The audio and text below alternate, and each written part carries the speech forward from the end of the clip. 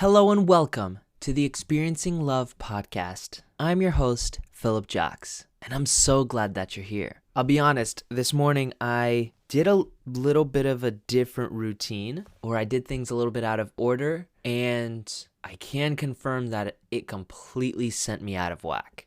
Instead of starting with this priming and my morning routine, I left the house and I ran an errand and came home, did a little bit of work on the computer, personal work, and by the time I was done with that personal work, I found myself in a high state of fear. It was fear and stress. I do want to clarify that. It was stress that I was feeling, and at the root of it was fear. And it had to do with stress and fear about my future and my finances, because that's a situation in my life that is hanging over me right now. And when I was stressing out about it, I ended up making some decisions and doing things that weren't exactly in my own best interest. And I stepped back for a second and had this incredible moment of perspective. And I just asked myself, am I acting out of fear right now or out of love? And immediately the answer was clear. It was fear. And I just know that I never make the best decisions when I'm acting out of fear. I find that whenever I make a decision out of fear, it always comes back to bite me. And while in that stressful moment, I made a decision out of fear, I almost made another one. I almost dug the hole even deeper. And right before I did, I stopped myself. And I was so grateful for it because I was able to see that while my current circumstances might not be the best, by acting out of fear, I could only make it worse. You'd have to get really lucky to act out of fear and end up better than you started. So I took a deep breath and I paused and I just looked at my situation and said, I am not screwed right now. I still have a lot of time. I have time to do something different from now until then when things do start going a little crazy. I've been guided down this path, and some of the core principles that have been guiding me have been faith, trust, and discipline. I need to stick with this path.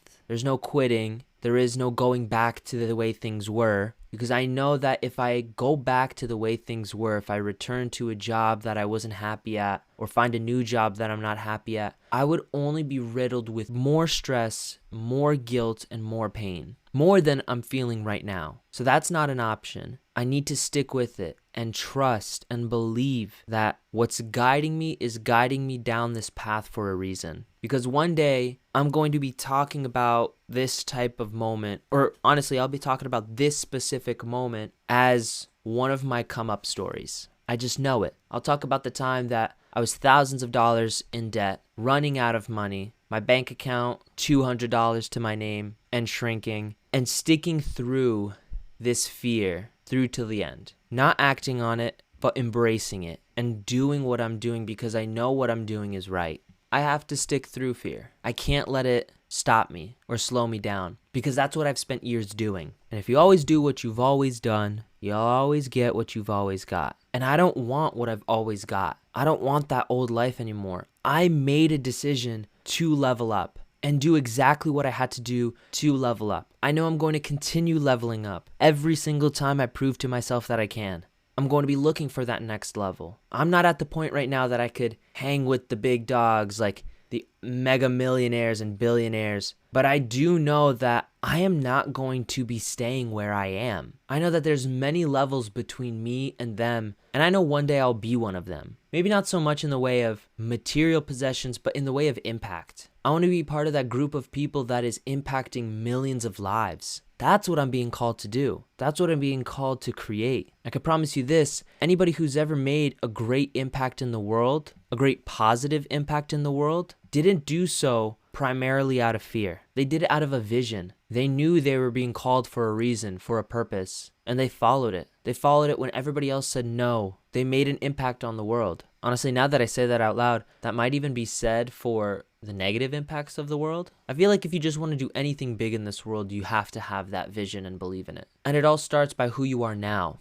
It all starts with where you are at the bottom, at your foundation. I know who I am. I know that I'm building the character from rock bottom, from the core, because I know that when you get money, money is neither good or bad. Money's just a tool, and money just amplifies who a person already is. If you see someone with money that isn't the best person, I promise you that when they only had $1,000 to their name, they weren't much better people. And I can guarantee that if you see someone who at the bottom is giving when they don't always have the money or the time or the energy to give, with money in their life, they give more. Someone who truly gives to give, not someone who gives out of fear. Because if you give out of fear, then when you have money, you're still in fear. I'm fear busting now at the very beginning, because I know when I get my rewards later in life, when I've earned them, then it's not going to be in a place of fear. It's going to be in a place of pride and accomplishment and knowing that I gave more than I took. I'm pretty much just speaking to myself right now because, damn, I need to hear this.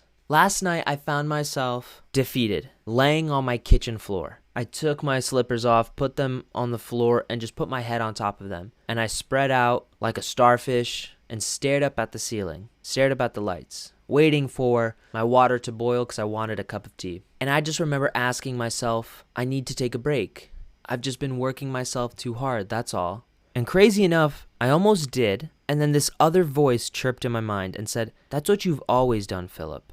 You've always taken a break, quote unquote, whenever you're feeling a little bit stressed out. But you also know how to change your state. You know how to change your fear. You know how to change what you're focusing on and the language you use. You have all the tools to change your state. So rather than making a decision in this low energy state, get into a high energy one. And I remember telling that voice, I was like, yeah, I could do that. I do know all the tricks, but I'm so tired. Like, I don't have the energy, which is also something I used to say so much. And I've been researching and developing this new practice for myself, this new pattern. And it has to do with the archetypes I was mentioning a few episodes back. But I just started to go through each of them and ask those parts of me very simple questions. Each archetype represents a different question to me. I first asked my king, what do I need to do right now? What do I need to prioritize? And I just listened. And I'll be honest, it must have been some form of my ego was really hoping that it would say rest. And at first it said, rest is important. And I think you know what you need to do.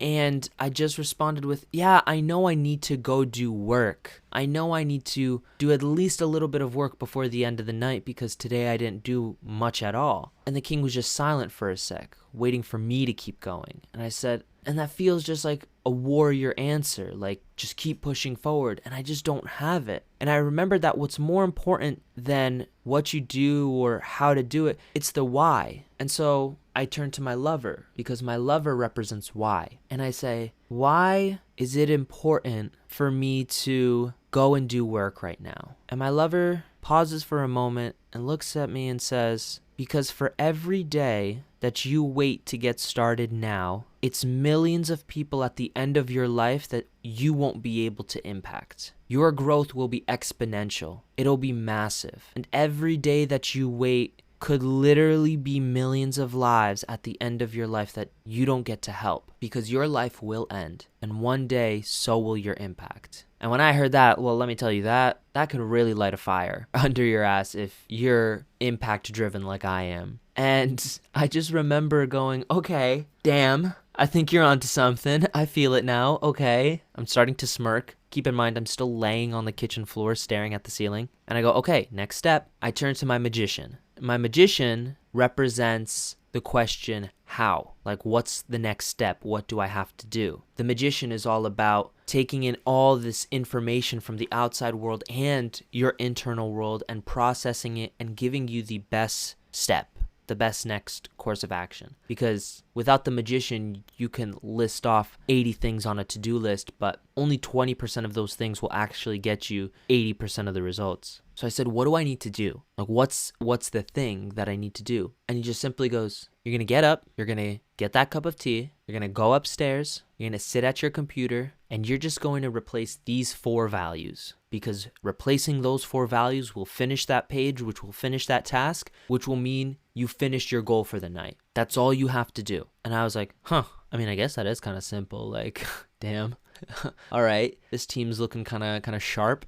And lastly, I turn to the one that was pushing me all along, my warrior, who I used to feel stressed out about. I usually put myself down and say, oh, I'm just not feeling it today. He's the one that wanted me to go, go, go, because the warrior represents that devotion to a cause. When the warrior locks on to something that you want in your life, it will cling. It is the last thing to give up. And that's when you have that voice in your head telling you that you should go to the gym or you should eat healthy, because the warrior inside you knows what direction to go in. It knows why you want to go in that direction, and it knows what the magician has said to do. It has that devotion. But sometimes we as people forget what the king and the lover and the magician tell us. And like I said, with the warrior being the last one, we only feel that pressure and that devotion. So when we forget the why and all we feel is that pressure, that's where we start feeling the guilt and the shame for doing something or not doing something that goes against what our nature or our purpose is. So I turned to my warrior and I just asked him, will you give me the strength to continue? Will you continue to push me on this path? And let me tell you, the warrior is a very, very powerful thing, because this dude just looks at me and smirks. You know, this is all kind of going in this like spiritual energy type sense, but I could feel a smirk going, I've been waiting the whole time, dude. Let's go. And immediately, I jumped up off the floor with this wild smile on my face. And I just realized that in that moment, I had completely changed my state. I didn't have to jump around. I didn't have to listen to music. I didn't have to do anything crazy. All I had to do was reconnect with who I was. Because who I am as a person is already incredibly courageous and loving and determined and excited and driven and powerful. We each have that capability inside of us. And sometimes we lose sight of it, but it's still there, always. Sometimes different stresses or fears pop up and we detach from it, but it's still there. The warrior reminded me of that if you even have the tiniest voice in the back of your mind telling you to do something, it's there because the warrior is still devoted. It is still hanging on. And the warrior is just waiting for you to tap in. And the warrior, the real warrior, the mature warrior, not its shadow variants, but the actual powerful warrior, doesn't hold resentment. It will never say, took you long enough. It'll always be glad that you're back, because the warrior detaches from the emotion and just sees it as it is. He doesn't see life worse than it is. He doesn't see life better than it is. He just sees it exactly as it is. And I use he for all of this because I'm a guy, and so my warrior's a guy. And I do believe that girls have very similar archetypes showing up in different ways. I even saw some concepts floating around that there actually might be more archetypes for women, something I plan to research in the future. But for now,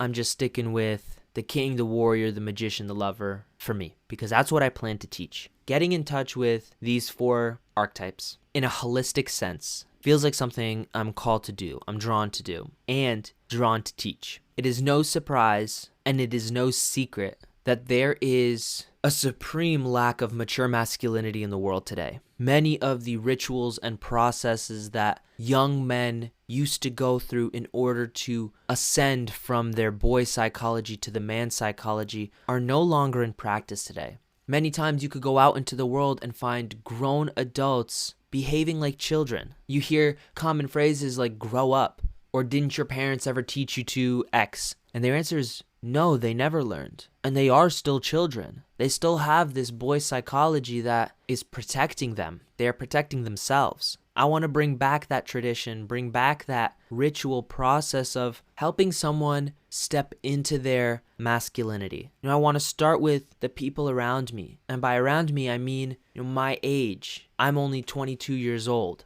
but I've been given these gifts for a reason. It might be easy for someone much older than me to say, oh, of course I'm a mature male. Of course I've achieved mature masculinity. But that doesn't mean someone my age always believes it. But I want to do it from a peer-to-peer perspective, from a point of view where I can say, I've been where you are. and let me show you how you can get to where I am. That's the power of me doing this now. Not everybody will be racing to learn from me or to learn what I've discovered or to give them my tools and exercises to step into their mature masculinity. But I know that there is a group that will. As I continue to learn this, I have no doubt that my path will be even more refined. I will learn even more, and I will share even more, and I will give even more. Because at the end of the day, I think back to the person that I was years ago in college, writing in my journal, and I remember writing the words, "I just want to leave my corner of the world better than the way I found it." Back then, I was afraid to write anything about having a big impact because I used to say, who am I? Who am I to do this? Who am I to achieve that? I'm nobody. But now I know that being somebody is a choice. I'm choosing to become somebody. I'm choosing to follow my path and help who I can along the way. Thank you so much for listening to this episode.